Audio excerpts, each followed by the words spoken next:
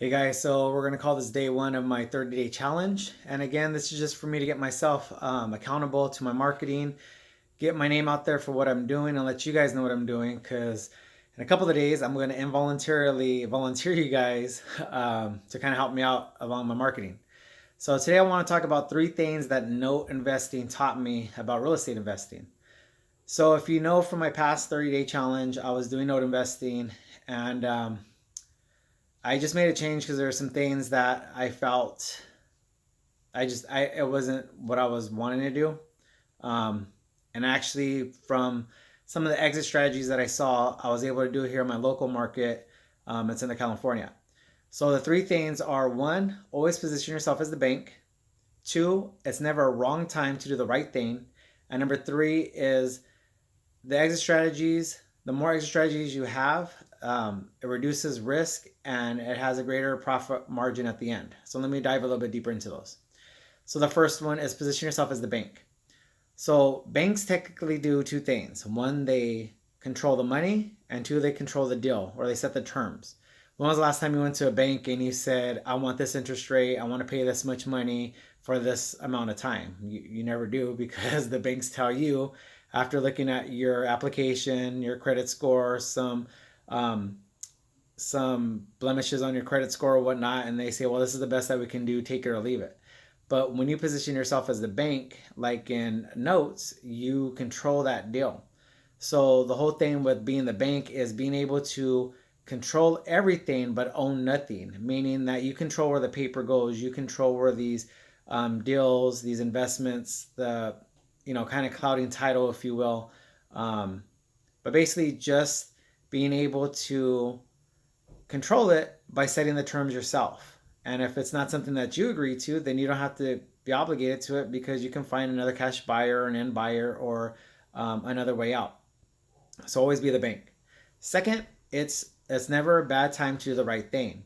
So most people think bad of investors. They think, oh, you guys are preying on the unfortunate and the old or the sick or this or that.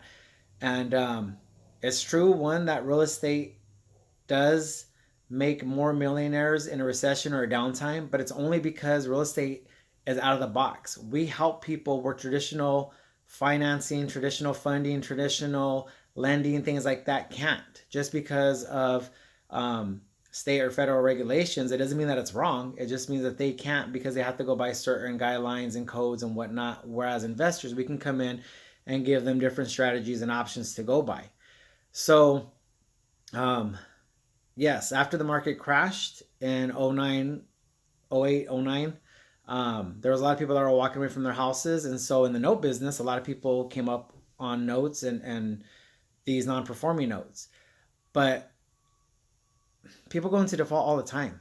I mean, there's deaths, there's divorce, there's job loss, there's illnesses, there's job relocations, whatever the reason may be. Um, we can come in as investors and help these people out of a bad situation. I like to say we help good people out of bad situations. Maybe it was a bad loan they got into. Maybe it was a property that they inherited through a death, but it's actually more of a burden to that next of kin than it is something that person intended for it to be good. Maybe the house needs a lot of fixing up. Maybe that person has a property, they live in another state, and they haven't visited that house in years. So as investors, again, it's something we can do by coming in and always helping out people and making it a way that it's a win-win for um, people that are in a bad situation. And then finally, the last one is the more exit strategies you have, the lower your risk is to lose in the investment and the greater your return can be. So with note investing, there was several, I think I had like 15 ways that you could earn money. I'm sorry, that you could earn a profit, a return on your money. And one of the things that kept coming up was if you had to go through a foreclosure, kind of a worst case, best case, you had to do foreclosure, you got the property, you own the property, but then what did you want to do with it? Did you want to keep it as a rental? Did you want to fix it up and sell it as a flip, retail? Did you want to wholesale that deal? And what I saw coming up a lot in Southern California was a lot of REOs or CFDs that were coming out from different states. CFD is contract for deed. Sometimes it's called deed in lieu of foreclosure. So There's some people that'll just give you their deed for money for them to move out of the house, and they just don't want the property anymore. Um, and an REO is real estate owned, meaning that the bank already foreclosed on the property, the bank owns it, but the bank again isn't in the business to be real estate. They're in the business to make loans and keep turning around and cycling out money in and out. So by having more exit strategies, it gives you greater opportunity to reduce the risk factor of investing and also the greater chances of a higher return on your investment. So those are the three things that real estate note investing taught me, which again was always be the bank, position yourself as the bank because the banks never lose.